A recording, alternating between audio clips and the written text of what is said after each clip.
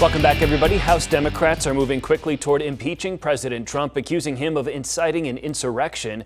They could vote as soon as tomorrow. And as the president faces impeachment for the second time, even though those Senate hearings wouldn't happen likely until after he's out of office, more of his own fellow Republicans appear to be ready to cut ties. Political editor Dennis Welch is live.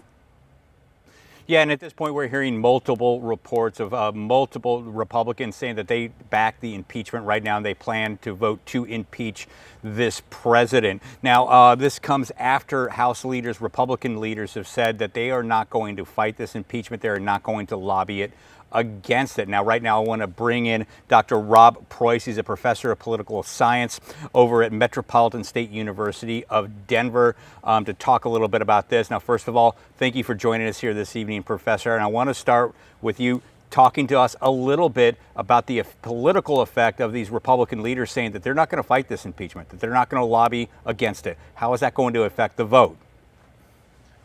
Right. So there seems to be a growing fissure within the Republican Party, and that's not unexpected necessarily.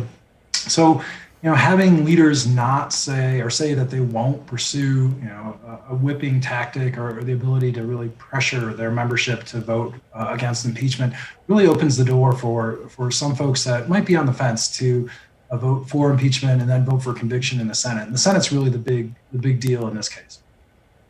Yeah, I mean, you hit the nail on the head right there. I think all eyes are starting to shift over to the Senate now as it appears that the House will move forward and impeach this president again for the second time. What do you expect to happen there? The timeline there, is this going to be, are they going to be able to hold that trial and convict before this president leaves office?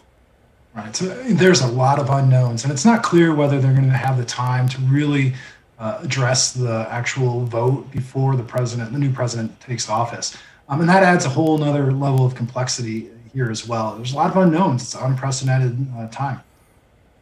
Yeah, and talk to us a little bit about the reports now that Senator Mitch McConnell, the leader of Republicans in the Senate, has now said, reportedly said that he believes that this process is a good way to purge the party of Donald Trump. I guess my question is Trump just about one man, the president, or is Trumpism about more than that, about some of the ideas espoused by this president that really resonate with his supporters?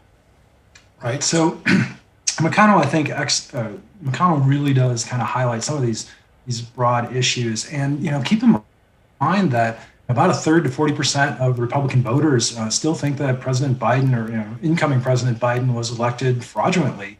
And that's going to be an issue that a lot of conservative as well as even moderate potentially elected officials, senators in particular, are going to take into consideration. Their base is not necessarily all in favor of impeaching the president. So there's going to be a lot of pulls to vote against impeachment, certainly within this.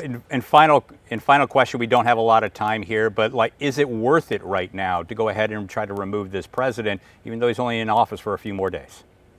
I think that's a tough sell. And at one level, you want to provide some sort of punishment, some sort of punitive nature.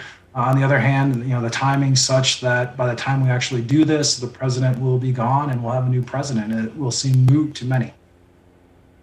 All right. Thank you very much. As Dr. Rob Preuss, thank you very much for joining us this evening, and I'll send it back into the studio.